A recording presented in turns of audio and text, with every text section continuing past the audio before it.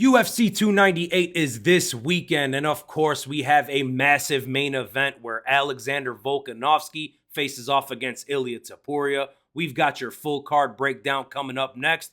Don't go anywhere.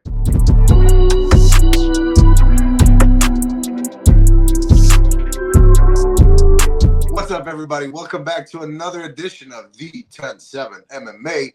I'm DS, and I'm here with my guy, Dino Bam Bam. Dino Bam Bam, what's up, brethren? What up, DS? I told you last week, and I'll tell you again, bro. I'm super pumped for this card, bro. I cannot wait. As you know, I'm my boy and Alex Volkanovski in the main event. Doesn't get better than this. Yeah, I think he should be everybody's boy. I don't know how you're not a Volkanovski fan at this point. I mean, he's, I didn't love him taking the Makhachev fight on short notice. I said that when he did it. It is what it is. Obviously, he's taking on Ilia Topuria in the UFC 298 main event, which is this weekend. Absolutely massive. I mean, it's one of those cards. It's one of those fights for sure. At least the main event, if no other ones. There's a couple fights on here, but really good card. I think there were supposed to be more fights. There's only 12, but we'll take it. Yeah, I'm excited, bro. And you know what? I think, Dino, like the last 4 fights of this main card, it shit gets serious, dude. So I'm excited and I can't wait. Likewise, brother. Before we get into any of that, why don't you tell the people where they can find us and such? Hey, you know what? That is a great question, Dino. Well, you guys can find us right here. You found us. I love that. We are the 10-7 MMA. Do us a favor. Hit that little subscribe button. Ring the little bell. Dino, sound of the bell. That's the sound of the bell, guys. That's going to notify you when our videos drop. And you're going to want to be notified because this week we are dropping a ton of content. Next week, we got a badass fight night card. We're dropping a ton of content.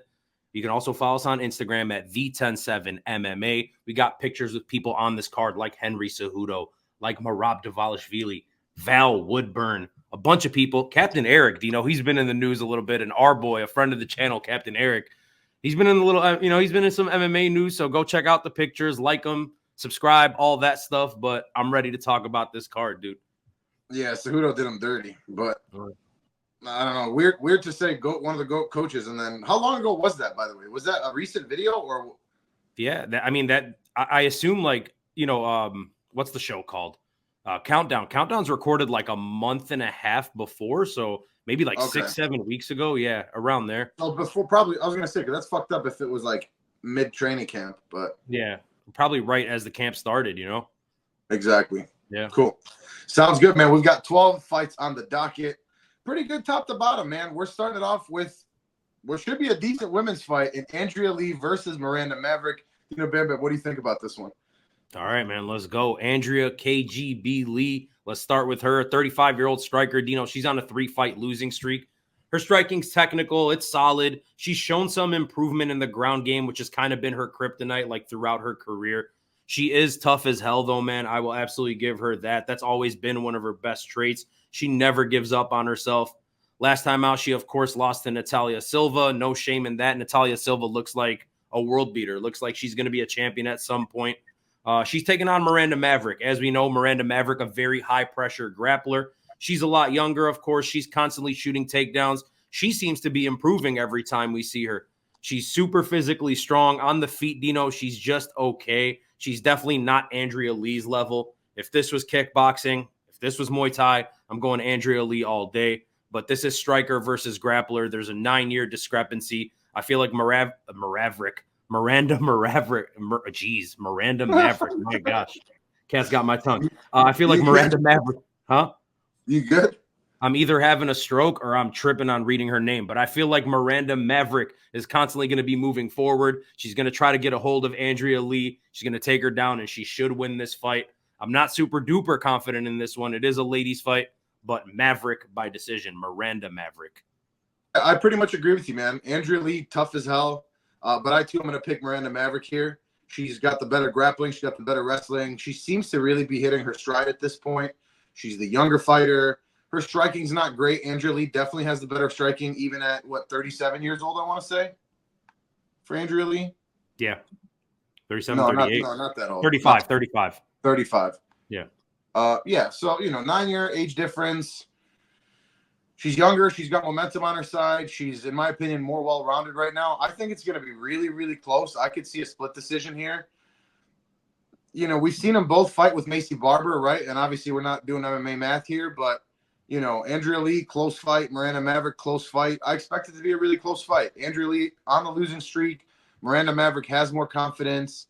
Andrea Lee hasn't looked amazing, but she's always in the fight. I think it'll be a close one. I'm going to say Miranda Maverick by a split decision. All right. So we're in agreement again on the first fight of the night. Hopefully this time it goes our way, but, you know. Yeah, so I like Andrea Lee, so I don't really care.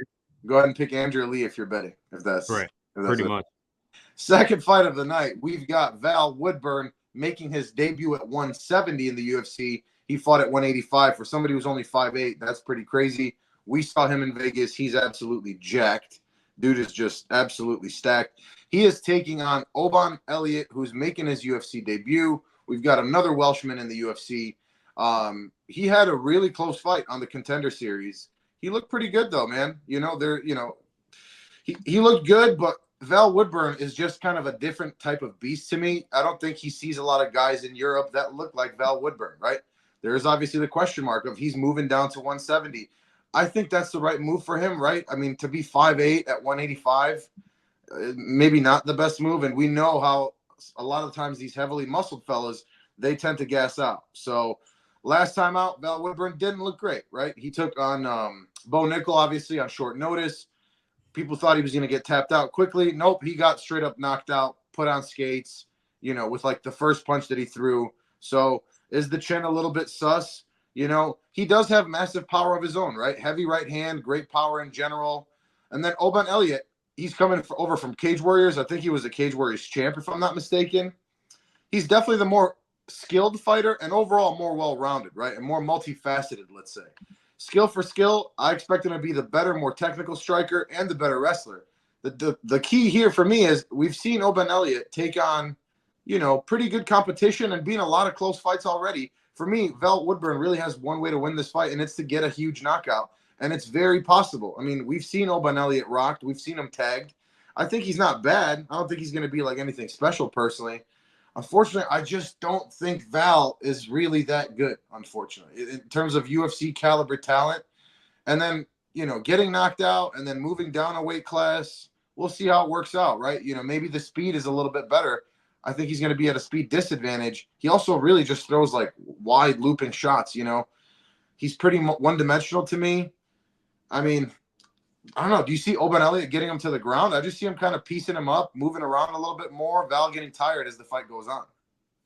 So I'm going to take Oban by decision here. I don't feel super strongly about it. I'm not like huge into Oban Elliot personally. But yeah, I guess I'll take him here more than anything for the fact that I just don't think Val is really UFC caliber. All right, fair enough. So when I look at the odds on this fight, Dino, they're a little surprising. Val Woodburn, a plus 235. Oban Elliot, a minus 290. So the odds are pretty damn big. That's I wouldn't bet that shit. That's too much, man.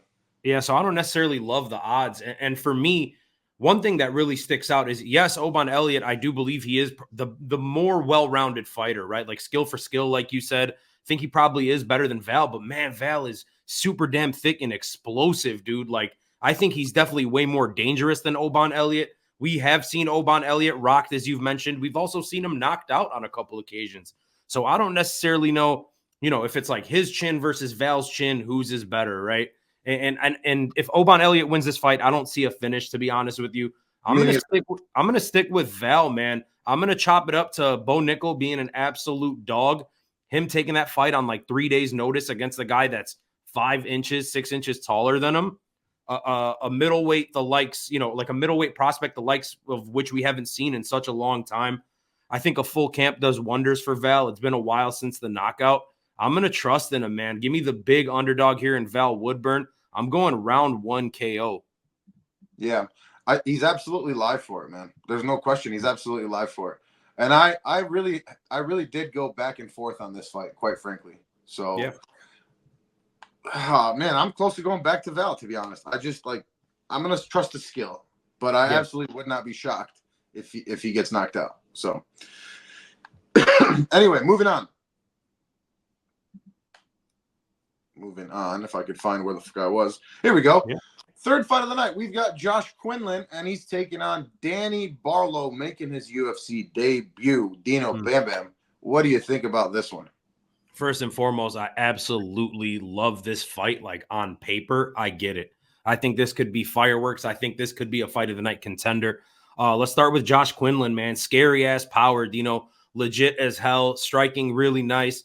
He actually got high level jiu-jitsu skills as well. He is a black belt. We just haven't seen that under the Zuffa umbrella yet. Last time out, he lost to Trey Waters, first loss of his career. He seemed off that night. That was the first time he went the distance. That was the first time he lost the fight. Whole bunch of new experiences in that one. As a prospect, I still do believe in Josh Quinlan. I'm interested to see how he bounces back. He's taken on undefeated Danny Barlow, left hand to God, which is an unreal nickname. Unbelievable nickname, yeah, dude. I love it. And he's a southpaw. Yeah. I mean, that's what it is, right? So he's coming to us from Dancing with the Stars. He was on the main event of his episode. He was facing Raheem Forrest. That was another dangerous guy. They were both from like the same hometown. There was that whole story going on. He got the first round KO in that one. Serious ass power as well on his side. Good range. He's going to be the taller fighter here with a huge reach advantage. He shows really nice patience for a guy whose nickname is Left Hand to God. And the whole thing is like he's got like this, crazy knockout power. But he's pretty damn patient. He likes to move. He likes to fight moving forward. The only knock in his striking is when he is moving backwards. Sometimes he's not at his best there. There are holes in his game there. I think Danny Barlow wins this one, Dino. But, man, Quinlan is super damn dangerous. I don't like the odds here because either guy can knock the other one out at any time. But I'm going to go with Barlow because in the Trey Waters fight against Josh Quinlan, we saw Quinlan struggle against a taller guy. Now, Barlow isn't as tall as Trey Waters, but I think he kind of possesses some similar skills, and he'll be able to kind of use that game plan to get himself a win. I don't know, maybe a knockout, maybe a decision, but I'm going to go round 2 KO for Left Hand of God. Yeah, I mean, you very well broke it down, dude. Josh Quinlan, I've seen a lot of people hating on him. I think he's pretty good, man. I think he's very well rounded. He has nice takedowns. He's explosive. He's got serious power in his hands. The biggest knock on him for me is that, dude, he's 6 feet tall and he's a perfect square. He has a 72-inch reach. That is not good. That's not good for a 6-foot fighter in the UFC, right?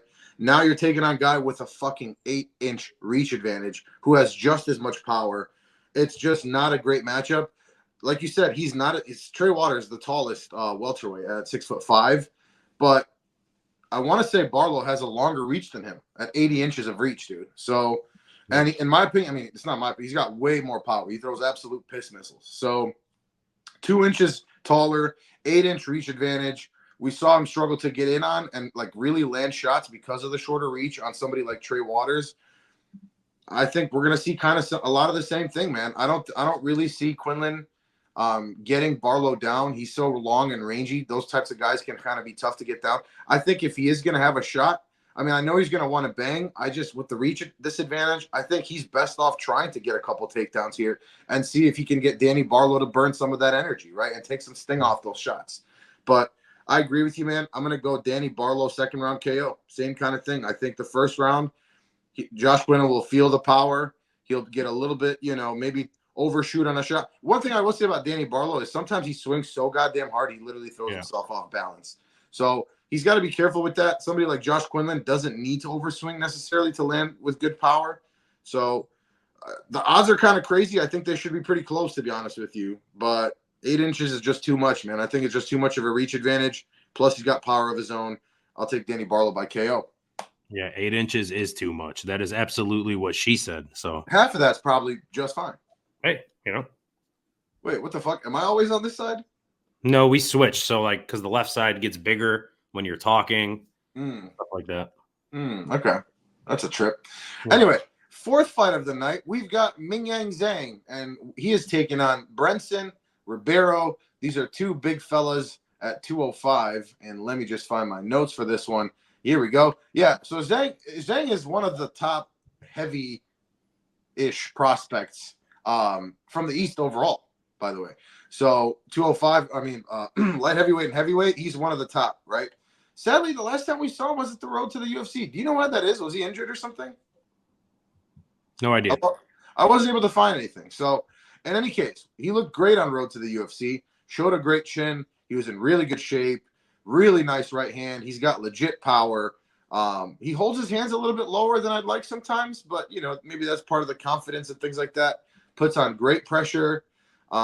He's actually typically a heavyweight. So I watched some of his fights at heavyweight, which was interesting. He fought just some absolutely obese-ass man last time out at heavyweight that I saw, which was fun to watch. Showed a really good chin, got a brutal knockout in the road to the UFC, and then we didn't really see him after that. So had a bunch of fights that were canceled, I noticed. He's still only 25 years old, which is crazy. So every single one of his wins has come in the first round. And, yeah, I mean, this is a super fun fight, dude. And then you got Brenson Ribeiro. He winds up a little bit more. He doesn't keep it quite as tight in terms of the striking, in my opinion. But, man, he is also just as dangerous, right? Power coming back from both sides. It's tough. It's one of those that's tough to call, man. You know what I mean? Ribeiro has fought the better competition. When you look at their records, really, there aren't a ton of really good heavyweights in the East, let's be honest, or light heavyweights for that matter. Mm-hmm. Ribeiro's fought the better competition, man. KO's live either way. I just think he's a little bit too sloppy at times, and I think that I like Zhang's chin better. So there's no way this is going to decision, in my opinion. I guess I'm going to go Zhang by knockout. I'm going to do it, let's say, like a mid to early second round knockout. All right, fair enough. And I'm going to actually disagree with you, man. I'm going to go Ribeiro by knockout. I'll tell you why. I'm taking the underdog here. I mean, look, both of these guys have been finished in their losses. So you're 100% right. This is not going the distance. But to me, it's the strength of schedule, man. We've talked about this so many times. When you see these young prospects come over from a lot of those countries in the East, specifically China, man, they come through. They have a ton of fights by the time they're like 22 years old. They get to the UFC and they're like 18-3. And it's like, how did that happen? Like, how many times have you fought at this young of an age? And then you look at the records and it's 0-0 guys up until they're 9-0. And that's kind of the case here with Mingyang Zhang, to be honest with you. He has he fought, what's his name? Askar Morozov, who was the guy that, if you know, is like the tattooed dude, came over with like 3 different records and lied his way into the UFC. He lost to that guy. And I don't think that guy's necessarily UFC level. I don't know, man. It looks like a bunch of stat padding. And if I'm going to take the best, light heavyweight in China and the best light heavyweight in Brazil, and I see the Brazil guy's strength of schedule. He just beat the LFA champion on Dana White's Contender Series. Yeah, I'm going Ribeiro by knockout, man. To me, it's simple. It's just different regions of the world, and I trust these guys more. Yeah, I absolutely thought the same thing, honestly. So this was another one that I went back and forth on. This is one of the tougher fights to predict, in my opinion. But yeah, I mean, I absolutely went with that thought process for a while too, and just ultimately, I don't know. I'm just going with the eye test, I guess, on this one. Fair. Moving on, 5th fight of the night, we've got Rinya Nakamura, and he is taking on random Ultimate Fighter guy Carlos Vera. What do you think about this one? Yeah, shout out Rinya Nakamura, another guy from the road to the UFC. I think he was the first episode that we aired live, Dino. I think we talked about Rinya on that one. So shout out him. 8-0. He is the biggest favorite on this card. He's something ridiculous, like minus 900 or something like that. Oh, awesome. Really? Yeah, something huge. Awesome wrestler, great sub skills. He's strong as hell. Really nothing to dislike about his grappling game. It is really good. The striking is very aggressive. He's willing to take chances because he's not worried about being taken down, man. He doesn't fear that at all. Good power on the feet. Last time out, he beat the dog shit out of Fernie Garcia. And if nothing else, we just found out last week that Fernie Garcia is at least just an absolute dog. And he could take a whooping and keep fighting. So shout out to Rinya Nakamura, man. And then we've got Carlos Vera. He's a shorter dude, athletic striker, good footwork, decent speed, man. Throws with some power. The takedown game isn't anything special, but he does have good jiu-jitsu skills. He's actually the striking coach at Ryan Hall's gym. So Ryan Hall's the owner / head coach, and then this guy's their striking coach. So you would assume the jiu-jitsu skills, have been refined. He, of course, lost to Brad Katona on The Ultimate Fighter. No shame in losing to Brad Katona. To me, the odds are the odds because the fight is pretty damn simple. Rinya's the better fighter here. I don't think it comes down to anything more than just the eye test. Carlos is taking this on short notice. I feel Rinya dominates this fight. A finish is a really high possibility. I'm going Rinya round 1 TKO. Eventually puts this guy away on the ground. Yep. Yeah, this might be Rinya's easiest fight yet, in my opinion. Dude's a specimen, fast, strong, great wrestling, impressive speed, impressive hands, knockout power. He's in unbelievable shape. If he has a weakness, I really haven't seen it yet. So, well, he does sometimes leave his chin open when he starts swinging a little bit too hard. I just don't see Carlos Vera being the guy to take advantage of that. So, I think Rinya can finish this anywhere he wants. If he wants to take it to the ground, if he wants to finish it on the feet. I'm going to go first round sub. Switch it up a little bit. But, yeah, this is obviously one of the locks of the card. Carlos Vera, also 36 years old, for whatever. Yeah. So, and Rinya's jiu-jitsu, sorry to cut you off. Rinya's jiu-jitsu is amazing. So, a sub is, to me, just as likely as a TKO. For what I agree. It's 50-50, essentially. Yeah. It's literally where he wants to, take it. What positions he finds himself in and where he wants to take it. So. Whoa. Okay. Anyway. I don't know. Sometimes, you got to find what position works best for you is all I'm saying. I feel that. Yeah. I feel that 100. What are you supposed to do? Fucking, you're not going to catch me doing some fucking OC ass shit. That's what I'm saying. If I'm not built for that, I'm not going to be doing some fucking. Exactly, bro. Exactly. And being bigger guys, it's another story, actually. Let's move on, Dino. Let's do it. Sixth fight of the night. We've got Marcus Rogerio de Lima taking on Justin Tafa, and these are two big-ass boys. And, man, this is a fun fight, honestly. A lot of fun fights. A lot of fun fights on this card overall. Even, the not big ones are pretty fun. So, anyway, I like Justin. She said again, by the way. What? That's what she said again, by the way. Even the not-so-big ones are fun. Fuck. Damn. But Justin Tafa, man, he's a fun guy. He mostly, let's be real, he's very raw, right? He kind of became an MMA fighter in the UFC, right? He got there absurdly raw with literally just bombs. And he still kind of mostly just has that, right? Mostly just has bombs, has gotten a little bit more accurate, is, a little bit faster. He has fucking violent power, dude. That ground and pound that he landed on, who was it? The guy that poked his ass in the eye, and he did it again. He did it again, Austin Lane. He did it again last fight too. He did a nut shot eye poke combo. It's like, bro, can you fucking chill out, my guy? How you lead with the nut shot and the eye poke? That's crazy. But anyway, he still really hasn't fought the best competition, man. And he has some sketchy losses on the record. I look at Carlos Felipe, for example, split decision but a loss. I look at Jared Vandera, right? And then he has a win over Harry Hunsucker, Parker Porter, Austin Lane, right? It's not the highest of competition, right? Excuse me, I got violent heartburn fucking me up right now. God damn. And he's taking on, of course, Marcus Rogerio de Lima. If anybody is going to take it to the ground here, it's going to be him. He's got really good jiu-jitsu. He didn't get a chance to showcase it last time because Derek Lewis threw a fucking flying knee at his dome, which is nuts. Nobody saw that shit coming, but I was literally, I think that was the first time I left my seat, jumped up since the Izzy Poatan knockout. I literally was like, oh, hey, what's up? That was nuts. So I don't see Justin Tafa throwing a wild, crazy knee. But man, Marcus Rogerio de Lima wasn't out still, right? He wasn't out. Dude has got a decent chin, but it's even you look at his record then, he has losses to what's the fucking fat piece of shit that just lost to or that just beat Arlovsky.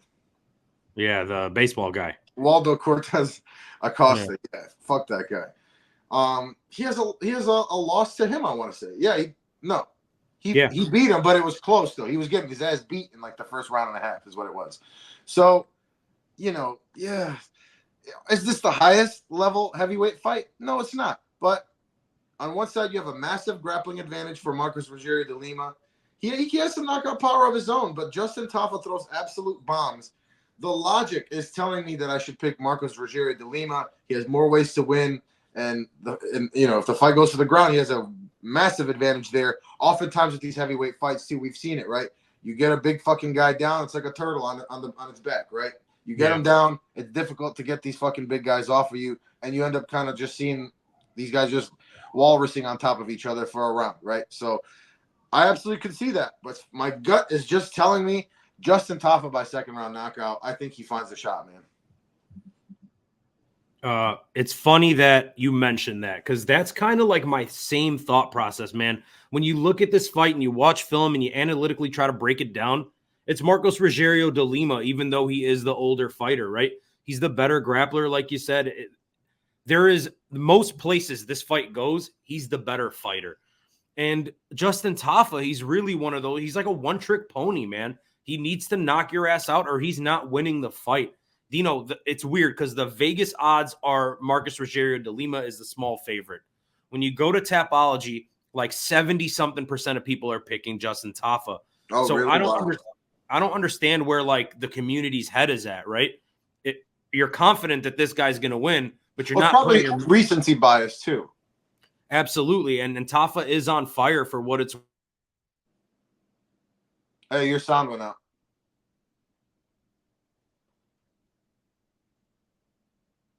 I accidentally muted myself, but here's what I'm saying. It's heavyweight, right? You never know. You don't know what the deal is. I got to go with the skills, man. I'm reluctantly picking Marcos Rogerio de Lima in this one. I'm not comfortable at all in it. I'm going de Lima by decision, but I'm not parting with a penny of my money in this one. I agree. I agree with that for sure. Moving on. It's going to be a fun fight regardless, though. Yes. Or it's not. It could just be Marcos Rogerio de Lima laying on his ass. So a lot of outcomes in that one. So yep.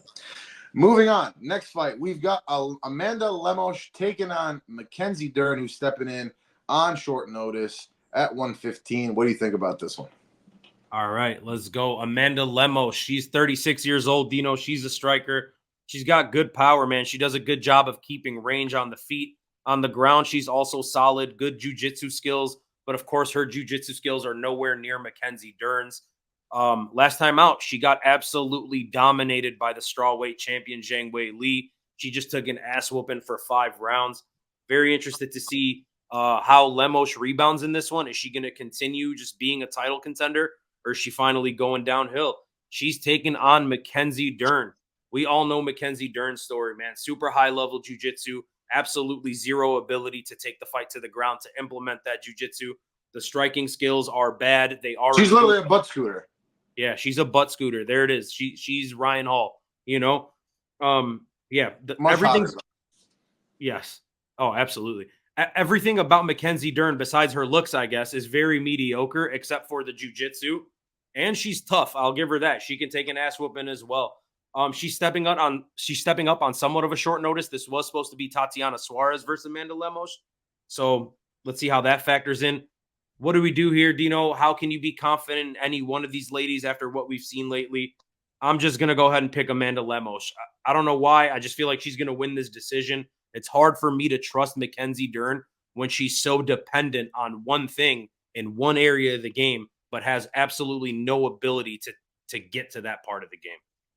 Yeah. I mean, you said it. Amanda Lemos has the better takedowns.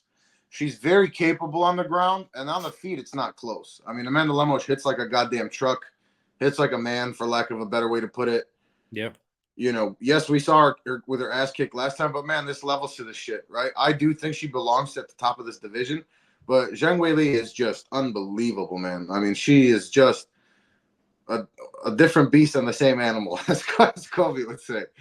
But yeah, man, I see this kind of going fairly similarly as the Jessica Andrade fight, to be quite honest with you. I think she hits pretty much just as hard. I think Mackenzie Dern's going to get her ass kicked on the feet. She's always live for a sub, but I mean, Amanda Lemos pretty good on the ground, man, like you said. So I'll say by decision. Like you said, Mackenzie Dern's tough. She can take an ass whipping, but I just don't think it's a good matchup for her, man. I really don't. Stepping in on short notice, not super short notice, but this is a fairly easy pick for me when it comes to a women's fight. I'm taking Amanda Lemos. I'll take her by decision, like I said. And for what it's worth, you know, Amanda Lemos was she was getting prepared for Tatiana Suarez. And as we know, Tatiana Suarez, similar to Mackenzie Dern, she's looking to implement the jiu-jitsu, but she's worlds apart from Mackenzie Dern as far as the wrestling's concerned. I was going to say the takedown's much better. So Amanda Lemos was prepping for a high caliber wrestler and a bunch of takedowns. I just don't see how Mackenzie Dern, unless she went to Dagestan and we didn't know, unless she's been training there. I don't see dude. the wrestling. You know what tweets me out? You never see Mackenzie Dern She never posts a video of her training striking. Right, but I feel like all she does is jujitsu, and it's She like literally all she yeah, trains is jujitsu. and you don't need to do that. You're You're miles ahead of everyone else. You're the You best. know? Yeah. Go work on your striking and definitely go work on your wrestling. Yep. That's kind of weird. But she's working on her accent, bro. That's what it is. She's trying to Yep. Probably. That's still so cringe to me every time I think about it. But anyway, moving on to the next fight of the night. We've got some middleweights, and this is a fun ass fight, man. It's not quite as much as the top four, but this is a nice kind of entry into the top four here. It's Anthony Hernandez, and he's taking on Roman Kopylov. And man, this is pretty much at its core, this is wrestler versus striker, right? Yep. And you would think the Russian guy's the wrestler here. He's not. Anthony Fluffy Hernandez is the relentless wrestler here. He loves to put on a pressure pace. He's also got some decent striking, man. I mean, he's not quite Roman Kopylov. One thing that I expected is Roman Kopylov to be like the longer fighter. When I looked up the tail of the tape, pretty much identical across the board, which is interesting. So, man, originally I was going with Kopylov. I just feel like he's on such a good run. He's got momentum. He's got really nice striking. The boxing is really nice. He works the body, which I like. He's like effortlessly got good power. He's also got really good takedowns himself. I mean, he's got decent wrestling. He's now training with like all the Dagestani guys too, so you expect his wrestling to continue to improve. He's just like weirdly like I don't know, he like doesn't throw combos. Everything's like kind of one shot, right? Which I don't love that. I like to see some combos. I do think he'll have a striking advantage on the feet, and especially in terms of hand speed. But Fluffy Hernandez, man, I think he's going to put together more combos, and I do think that he'll be able to get it to the ground. I don't know if Kopylov is ready for the kind of pace that he's going to put on him. This is a tough one, man. This is another tough one for me, but I'm going to go with Fluffy Hernandez. I just think that he's going to get a couple takedowns, and we saw Kopylov get rocked last time out too. And honestly, if you look at his record, I mean, it's not like he's like devastating guys that are like at the top of this division, right? Yeah. Has a win over Josh Fremd last time out. Nice knockout. Ribeiro, obviously. You know, Pinelli Soriano. Alessio De Chirico's kind of trash. And then he has a loss to Albert Duraev, right? Lost to Carl Roberson in the wrestling, basically, in the grappling. I'm sure that was in end of 2019, but still. Fluffy Hernandez, I mean, in my opinion, he's fought the better competition. So I just think he's fought the higher level comp. He dominated Marc-Andre Barrios. He was getting hit by Edmen Shahbazian, man, who's not that different of a fighter, in my opinion, than Kopylov. Yeah. But ended up finding a way to win that. And maybe Edmen gave up a little bit. Maybe Kopylov's not going to have that kind of quit in him. Dude also subbed Rodolfo Vieira, by the way. So, yeah. I mean, he's got some skills on the ground. If it goes to the ground, he's relentless. Is he the underdog here? I feel like he is, right? The odds are Anthony Hernandez minus 180 and Roman Kopylov what? plus 150. That's a trip. Man, I might sprinkle on Kopylov, but I'm going to take Hernandez by decision here. Fair. And for me, Dino, we're thinking the same way, right? Like Roman Kopylov, this is striker versus grappler. Let's start there. And at the beginning of Roman Kopylov's UFC career, his biggest kryptonite was exactly what Anthony Hernandez is, a guy that's able to take you down. And then Kopylov looked like a fish out of water on the ground. He looked like he had no idea what he was doing. And it was like, well, this guy's not UFC caliber. Then since then, he's rattled off 4 in a row. He's fixed a lot of the holes that he had in the ground game. Both guys are on fire right now. It is striker versus grappler. And usually I would lean with the grappler. And I think Anthony Hernandez very well could win this fight. I've flipped on this 100 times, and I'll probably flip another 100 times as the fight approaches. But I'm going to go with Roman Kopylov. The reason I say that is because I've just been so enamored by this guy since the Claudio Ribeiro knockout. Then, as you said, he went on to beat Josh Fremd. I don't know, man. I just think a switch has turned in this dude, and he's looking to get towards those rankings. Winner of this fight absolutely gets to fight somebody that's ranked, in my opinion. Definitely. We'll see what happens, dude. I'm interested to see how this one plays out. Another one where I'm not betting because by the time that Saturday comes along, I'm gonna have switched 10 more times. I feel that. Yeah. This is for sure a let the record show kind of fight. I'm gonna text you that maybe like 2 times this week. I feel the shit out of that, to be honest. While you're going to be in what, in Abu Dhabi, in Dubai? Where are you going? I'm going to Dubai. Okay, Habibi, come to Dubai. Come to Dubai. Let's get it. Right, man. And now this is where it gets really fucking interesting, right? So, any one of these could have been a main event on a very decent fight night main event. But first one, let's start with Merab Dvalishvili, and he is taking on Henry Cejudo. Dino, bam, I'll let you take this one since you love Merab. All right, man. Let's start with my boy, man. Absolute my boy, Merab Dvalishvili. Insane cardio, Dino, insane pace, relentless takedown threat. The machine, Merab Dvalishvili, he never stops. He's willing to go 1,000 miles per hour all night long. It's not the most fan-friendly style. I think we all know that, but it is very damn effective. He absolutely dominated Peter Yan last year in the main event. He killed him for 5 rounds. Probably the most shocking result of 2023. Maybe not the result was shocking, but just like the manner in which the fight played out. Absolutely shocking. 100%. Yeah. Look, man, Merab is in the same boat, Dino. At this point, he's in the same boat as guys like Bilal Muhammad, as guys like Beneil Dariush was, like Leon Edwards was, where he's on a huge winning streak. He deserves a title shot. It probably should have already came. But, you know, that's where he's at. The UFC obviously doesn't love him, but the machine is here. And also, just to boot, one of the nicest people I've ever met in the UFC and all of MMA. He's fighting Triple C, Henry Cejudo, the bantamweight champ, flyweight champ, Olympic champ. Last time out, Dino, he fought another my boy, Aljamain Sterling, Merab's best friend. Of course, that was a really close fight. A lot of people had Henry winning it. I had Aljo 3-2. I think the judges got it right. But regardless, a super damn close fight against Aljamain Sterling. Of course, when it comes to the wrestling, there's nobody in the UFC that's as credentialed as Henry Cejudo is, being a gold medalist. But in the MMA cage, he hasn't necessarily relied on his wrestling as much, right? Like, he uses the wrestling, but he's not a dominant wrestler inside the cage. He's more well-rounded. The striking's solid. He's willing to brawl. He's explosive as hell. I'll say it again, you know, I've said it before. I'll say it again. I truly believe that Merab Dvalishvili is the best 135-pounder on the planet. The UFC for sure wants Henry Cejudo to win here. They're hoping that by giving Merab, a guy that's a wrestler the level of Cejudo, that somebody will finally be able to knock this dude off so they don't have to give him that title shot. But I don't think it's going to happen. I think Merab does what Merab does. Unfortunately for the UFC, the dude is hungry. He's going to win this fight. I feel like this will be similar to the Peter Yan fight. I'm going Merab 30-27 domination in another fight that's not going to be a fan-friendly one. But the point will get, across, and title shot's next. Yeah. I don't think you can really keep him from a title shot. I mean, unless O'Malley just straight up is like, nope, because I could see the UFC making that happen too. So you broke it down, man. I don't know that it's going to be quite like the Yan fight. I don't see him getting quite as many takedowns, but I do see him working the striking a little bit more too. I mean, Cejudo certainly not the level of striker that Peter Yan is, in my opinion, especially in the boxing.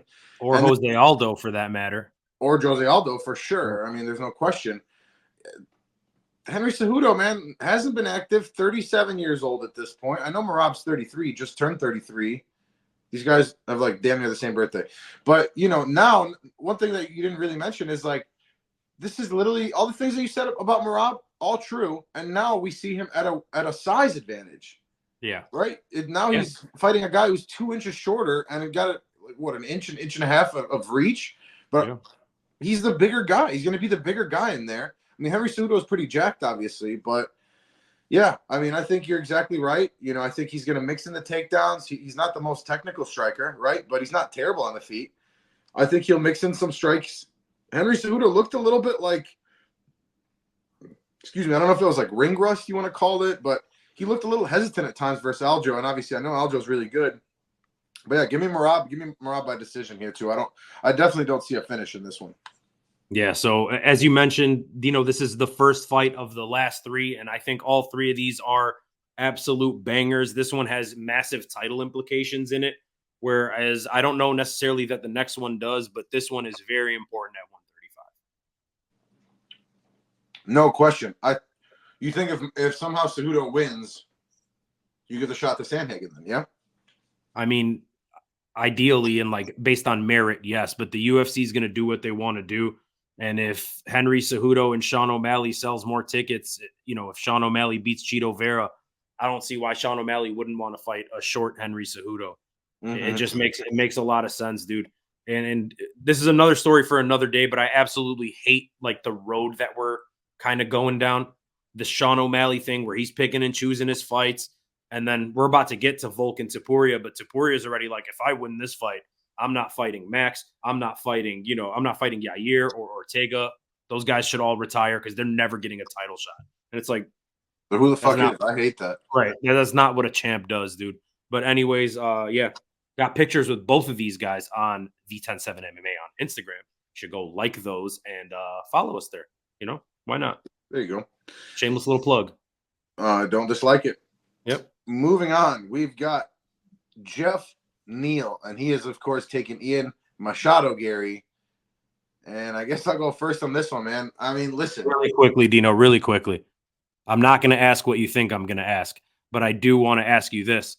Geoff Neal, we got to agree that he's probably like the MMA community's like most consensus, like, please let this guy win, right, this week? For sure. Like, this is the guy that everybody's like, they're praying for, they're whatever it is that they do. Everyone wants Geoff Neal to win here. Yeah, I don't think there's a lot of Ian Machado Garry fans out there right now. I feel probably only the Irish people. Yeah. Right? Even Drew wants him to lose. Drew, shout out Drew, our little thumbnail dude. Damn. Not little. He's a big guy. He's a big Not guy. big, but like he's like a well built, Anyways, big yeah, I mean, this is an interesting one, man. Geoff Neal has really, really good takedown defense, so let's just get this out of the way. Ian Machado Garry is not taking his ass down. This fight is not going to the ground. This is going to be a striking match. Ugh. Here's where I'm at, man.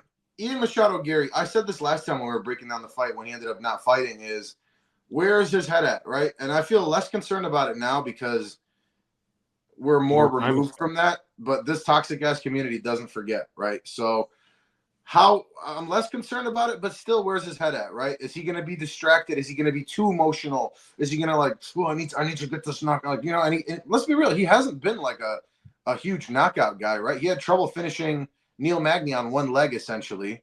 Neil Magny, for what it's worth, also beat Geoff Neal. So do with that what you will.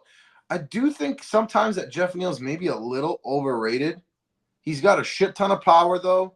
He hits like a goddamn truck. But then, see, sometimes I think he's overrated. But then look at the fight that he put up against Shavkat, right? Like, he put up a damn good fight for Shavkat. Landed some nice shots. And then with Ian Machado Garry, I think he's the smoother, cleaner striker, right? And on paper, he is the better striker. But he leaves his chin open, too, especially when he's backing up. We've seen him rocked by, what's his name, Kenan Song, which, fine, he's got some power of his own. Mm-hmm. But he's 6'3", but the reach advantage is actually in favor of Geoff Neal. I think this is a lot closer than the odds say, man. Minus 245 right now is what I'm looking at for Ian Garry. I don't know that I love that, man.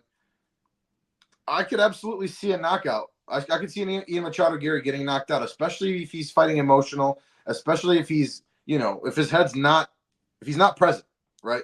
So that all being said, I am going to pick him. I'm going to pick him by decision. I think he's still going to land more shots and kind of pick apart Geoff Neal a little bit. But, man, it's a risky one. Yeah. Dude, I'm exactly in the same boat as you. It is what it is. That's what this fight boils down to. Ian Garry should win this fight. He's a super high-level prospect. He's now working his jiu-jitsu with Charles Oliveira over at Shoot the Box. That's his corner. Like, his corner is literally Lima. So, like, I don't know what's going on, but the dude's out at Shoot the Box. That's his new training camp. I feel like 95% of the community wants Garry to win. There is definitely a world that doesn't want Garry to win. And I feel like there is a world where Geoff Neal finds his chin like Song Kenan found his chin. And if that happens, Dino, Neal's going to win this fight. So I'm going like he's going to find the finish, whereas Kenan didn't, is what I meant to say. Anyways, no question. Yeah, I'm going Ian Garry, but if the MMA gods are with us, and God knows we need them on this card, please be here for this one, Yep, absolutely. And now I'm very, very curious what you have to say about this next fight. So This is still one of my favorite fighters. You know, we don't have to talk about how the last time out went. And of course, I'm talking about Robert Whittaker, Bobby Knuckles. He's taking on another my guy. And I love me some Paulo Costa and the Secret Juice, of course. And this is the co-main event at 185, Whittaker versus Paulo Costa. What do you think about this one, man? Very, very curious to hear what you have to say. Yeah, just really quickly, two absolute your dudes. And of course, I love both of these guys as well. I feel like the MMA community in general just loves both of these dudes. Shout out to that time when we were with Captain Eric, where you're like, yo, you got to FaceTime Paulo Costa for me. He tried. Yeah, he's like, dude, he's on a plane right now. Yeah, he was traveling. Fuck. But we're just sitting there hammered. And you're like, do it again. But anyways, look, conventional wisdom is telling me that Robert Whittaker is the better fighter of these two, right? But don't go there. But look, there are some things to worry about, obviously. The Dricus loss, of course, has people concerned that Whittaker's chin is either, that maybe his chin is gone or maybe it's just the decline of Robert Whittaker.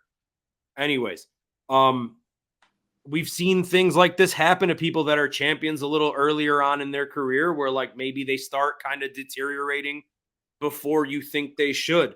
Paulo Costa, on the other hand, another dude in a very weird situation. The guy literally never fights. Here's how I'm thinking about it, and this is weird, so like play this game with me for a second. Paulo Costa, like, 3 fights ago, which at this point feels like it was like 40 years ago, but literally 2-3 fights ago, I'm picking that Paulo Costa against today's Robert Whittaker, right? But the thing is, the Paulo Costa we saw last time out against Luke Rockhold, I wasn't very impressed. He wasn't able to finish Luke Rockhold, a guy that was like on the couch for years and a guy that doesn't seem like he wants to be there. Luke Rockhold went on to fight Mike Perry and gave up in the first round, like a minute and a half in.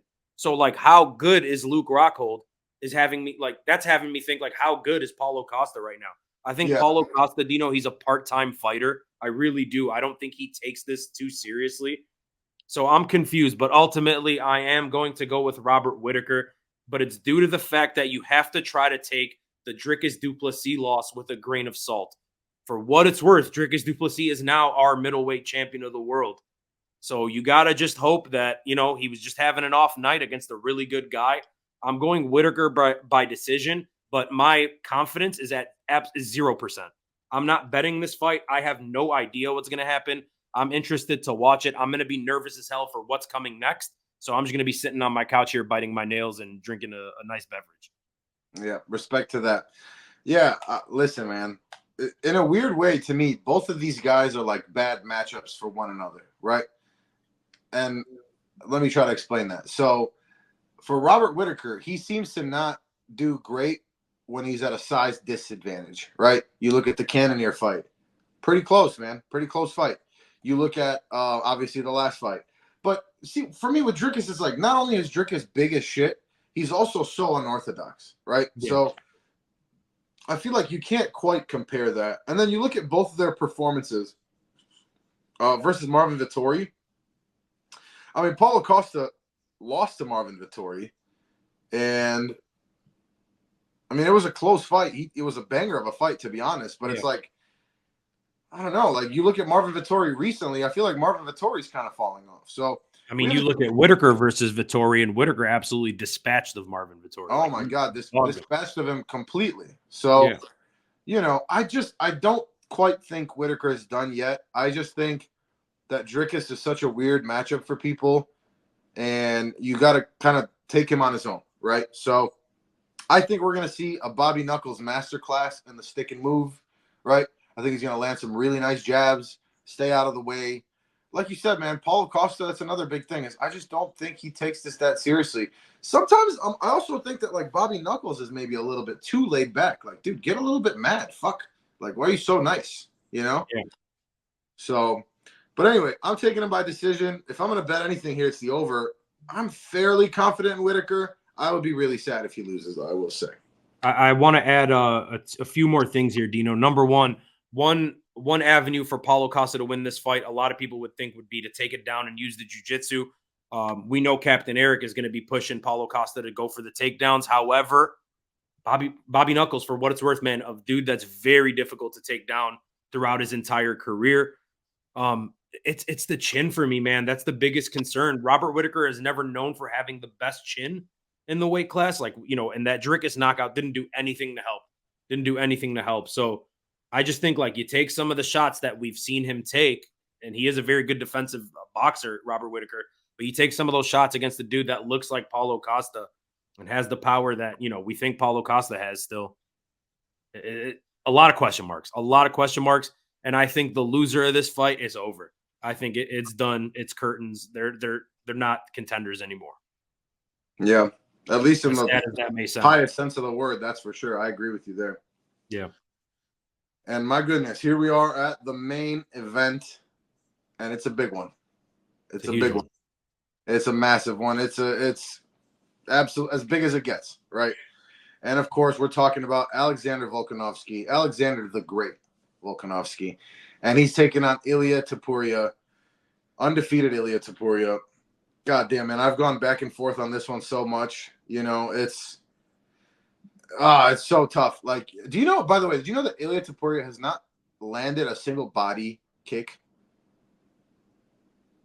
He does not throw any kicks to the body or anything, which is that insane? He literally only boxes. Like, and then wild. He's got really goddamn good grappling too. So, and then you look at Alex Volkanovski, right? You can't, first of all, I hate how Ilia Topuria is going about this whole shit, right? But then when you look at it, not in like a microcosm of just this fight, if you just look at it as just general momentum, right? You've got Alexander Volkanovski, who was just fucking badly knocked out. Let's be honest, badly knocked out. I didn't love him taking that fight on short notice. And look what happened. And, of course, it was against a guy that was so much bigger than him. It's not a division that's natural to him at this point of his life and this point of his career. That's not where his bread and butter is, right? Yeah. And now he's taking on Ilia Topuria, man. And he is so goddamn dangerous everywhere. If you haven't seen the absolute dismantling of Josh Emmett that he did, please go watch that. Josh Emmett, one of the premier boxers and heavy hitters. So even with the threat of, the big power shots coming back, he still found holes to land massive shots. And God, man, he's just really goddamn good everywhere. So it's tough to go against the GOAT, right? Alexander Volkanovski does everything well, especially after the two Makhachev fights. His wrestling has improved drastically. I mean, we're quick to forget, right? We all have short memory in this sport, but just think about how goddamn close he made that Makhachev fight. Just what, a year ago? A year and a half ago? Whatever the hell it was?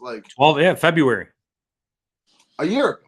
Yeah. So that's just 1 year ago. I mean, I don't think now that he's 35, all of a sudden it's like that's it. That's the end of Volkanovski. It's just, it's a gut feeling, man. I don't know. I told myself if he takes the Makhachev fight on short notice, and once the rumors started coming around, and he loses that fight, I said to myself, he's gonna lose to Ilia Topuria. So I'm kind of sticking with that. I'm gonna say Ilia Topuria knocks him out in the second round, man. I really, really don't want to see it. I don't like the shit talking that Ilia Topuria has been talking and doing all this shit. And really, who the hell has he fought? Yes, he dismantled Josh Emmett, right? And then, okay, fine. He beat Bryce Mitchell. Jai Herbert 2 fights ago. Jai fucking Herbert. Ryan Hall before that. We were at that fight. Damon Jackson. Yeah, these aren't top-level guys, right? So don't get it twisted. This is a massive, massive jump up. And Alexander Volkanovski is not just going to lay down. Ilia Topuria, no matter how long this fight goes, is going to take some damage. It's just, I don't know, man, something in my stomach, and I hate picking against him. I love Alexander Volkanovski, and I'm not loving Ilia Topuria, but something in my gut is just telling me that he's going to beat him, man. Unfortunately. Yeah. So look, I'm going to agree with you on some stuff. It does almost feel like the stars are aligning here for Ilia Topuria. I'm not going to lie, man. There is a big sense of that going on. A lot of people are comparing this to the Conor and Jose Aldo situation, right? Where it's like he's been getting under this long-time champion skin, this new, the young guy, the guy that's coming up and he's beating everybody. So there is that feel out there. Ilia Topuria he's not lacking any confidence. He's not lacking any confidence going into this one. And he seems to have gotten a little bit under Volk's skin. Here's what I'm going to say, man. I think this fight plays out like Volk and Max Holloway 3. And I'll tell you why. When it comes down to it, you got to look at where Ilia Topuria, when you look at the two guys, where does Ilia Topuria hold the advantage over Volkanovski? it's very difficult for me to say that he really holds a like an edge anywhere, to be honest with you. Maybe in the pure power, but does he have the power that Islam Makhachev had? Now, the second fight, Islam caught him with a head kick, right? We know Volk has been susceptible to head kicks. We saw it with Islam, obviously. Max had him pretty hurt with a head kick. And Ilya doesn't really throw any. Ilya barely throws that technique, right? So I'm not really worried about that. When it comes to the boxing, we saw Max Holloway, who a lot of people think is the best boxer in the UFC. We saw Volk absolutely dismantle him in a stand-up fight the last time that they fought. Nobody has ever embarrassed Max Holloway the way Volk did. So I don't necessarily see Topuria's striking being better than Max Holloway's. I don't see his power being better than Islam Makhachev's. I don't see his wrestling being better than Islam's. And in the first fight, we saw that Volk was able to hold his own. In the jiu-jitsu, he's training with Craig Jones every single day, man. Craig Jones, if you guys don't know, a very, very high-credentialed big dude that's a world champion jiu-jitsu guy, right? Do you know? Yeah. He's like a world champion jiu-jitsu player. Yeah, one of the most highly respected jiu-jitsu coaches on the planet. There it is. So I don't necessarily see where Ilia Topuria is better than Alexander Volkanovski. You know what it is, too, Dino? Yeah. Like, I just didn't love, do you remember after he lost to Makhachev and he was saying shit like he was drinking and partying and shit? Right. Ilya's, I can fucking promise you that Ilya is not doing that shit.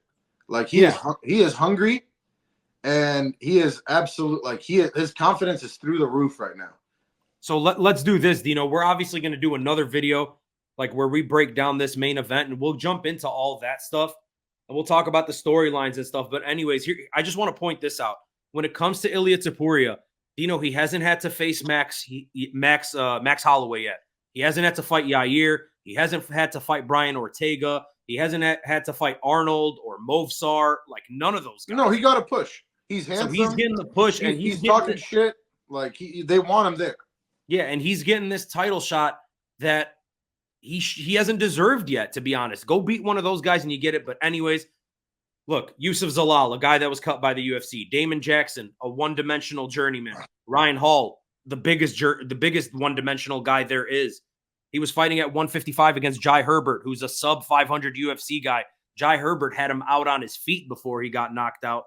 Beat Bryce Mitchell, who's just a grappling guy. And then, as you said, the Josh Emmett fight. Josh Emmett was dominated by Yair. So I don't know, man. I just think there's levels. The way he's been talking, like I said, I hope the MMA gods are here. It would be great to see Volk shut this dude up for me. It really would. So I'm going Volk, Dino. I'm going Volk by levels, brother.